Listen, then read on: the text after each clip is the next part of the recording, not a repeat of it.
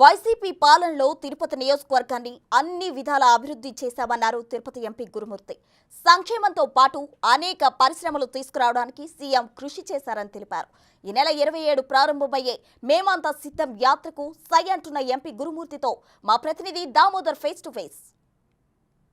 జిల్లాలో 27వ తేదీ నుంచి ఏదైతే సీఎం జగన్మోహన్ రెడ్డి ప్రచారం ప్రారంభించనున్నారో ఈ నేపథ్యంలో ప్రచార సన్నుద్ధాన్ని గురించి మాట్లాడడానికి ఎంపీ ఏదైతే మంత్రి పెద్దిరెడ్డి ఇంట్లో నేతలంతా సమావేశమయ్యారు. ఈ కార్యక్రమానికి తిరుపతి ఎంపీ గురుమూర్తి కూడా హాజరయ్యారు. ప్రస్తుతం మనతో ఆయన ఉన్నారు. ఆయన అడిగి విషయాలు తెలుసుకుందాం. సార్ చెప్పండి, ఎప్పటి నుంచి జగన్మోహన్ రెడ్డి గారు ఉమ్మడి చిత్తూరు జిల్లాలో ప్రచారం చేస్తున్నారు? ఎన్ని రోజుల పాటు ఈ ప్రచారం కొనసాగుతుంది? మాకు 27వ తేదీ నుంచి 4వ తేదీ వరకు షెడ్యూల్ ఇచ్చారు.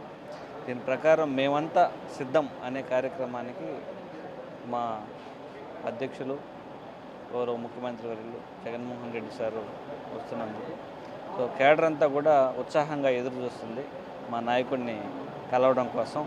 సో అందరూ కూడా సిద్ధంగా ఉన్నారు. రాబోయే ఎలక్షన్లో జగన్మోహన్ రెడ్డి గారిని అత్యధిక మెజారిటీతో అత్యధికమైనటువంటి సీట్లు ఇచ్చి మళ్ళా ముఖ్యమంత్రిగా చేయడం కోసం దానిలో భాగంగా మా కార్యకర్తలందరూ కూడా ఆల్రెడీ ఎలక్షనీరింగ్లో కానీ ఆల్రెడీ ఆ ప్రజల్ని ఉత్తేజపరచడంలో కానీ మొత్తం అన్ని రకాలుగా సిద్ధంగా ఉన్నారు. సో మా నాయకుడి కోసం ఎదురు చూస్తున్నాము. ఏదైతే ఈసారి కూడా ఓన్లీ సంక్షేమ కార్యక్రమాల మీదే ముందుకు పోతారా, లేకపోతే అభివృద్ధి ఏదైనా అభివృద్ధి అంటే ఈ ఇండస్ట్రియల్ అభివృద్ధి కోసం మీరు తిరుపతి ప్రాంతంలో ఎలాంటి ప్రతిపాదనలతో ముందుకు రావచ్చు? ఖచ్చితంగా మా ముఖ్యమంత్రి వర్యులు సంక్షేమాన్ని అభివృద్ధిని రెండు కళ్ళుగా చూసి ఆయన అభివృద్ధి పదంలో నడిపిస్తున్నారు రాష్ట్రాన్ని. అలాగే సంక్షేమాన్ని పరుగులు పెట్టిస్తున్నారు. దానిలో భాగంగా తిరుపతి పార్లమెంట్ సెగ్మెంట్ ఏంటంటే ఇది జియోలాజికల్ అడ్వాంటేజ్ ఎక్కువ ఉంది. ఇటు బెంగళూరుకి కానీ ఇటు పక్క చెన్నైకి కానీ అనుకూలంగా ఉంది కాబట్టి ఇండస్ట్రియలిస్టులకు అన్నిటికి కూడా అందరికి కూడా సో ఎక్కువ ఇండస్ట్రీస్ మాకు ఇక్కడ శ్రీ సిటీ కానివ్వండి ఆల్మోస్ట్ 7 ఇండస్ట్రియల్ సెంచర్లు ఉన్నాయి. ఇప్పటికే దాదాపుగా 128 మెగా ఇండస్ట్రీస్ ఉన్నాయి. సో తద్వారా ఎక్కువ ఇక్కడి నుంచి వ్యాపార వాణిజ్యం జరుగుతూ ఉన్నాయి. సో అది ఇంకా కూడా ఇప్పుడు పోర్ట్లు కూడా బాగా అందుబాటులోకి వస్తున్నాయి కాబట్టి సిటీ బాగా అందుబాటులోకి వస్తుంది. ఇక్కడే మన జిందాల్ స్టీల్స్ కూడా పెడుతున్నారు. ఒక 7,800 కోట్లు ఇన్వెస్ట్ చేయబోతున్నారు. ఆల్రెడీ వాళ్ళు పవర్ ప్లాంట్ కూడా పర్చేజ్ చేశారు.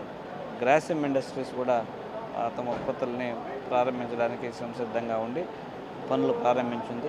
అలాగే డైకిన్ మొన్నే ఉత్పత్తులు ఇవన్నీ మేము టీడీపీ వాళ్ళు మేము తెచ్చినవే వాటినే మీ కొనసాగించలేక ఎన్నికి పంపిస్తున్నారని ఒక ప్రచారం కూడా చేస్తున్నాం. అవన్నీ ఏదో బురద జల్లాలని చేసే కార్యక్రమం.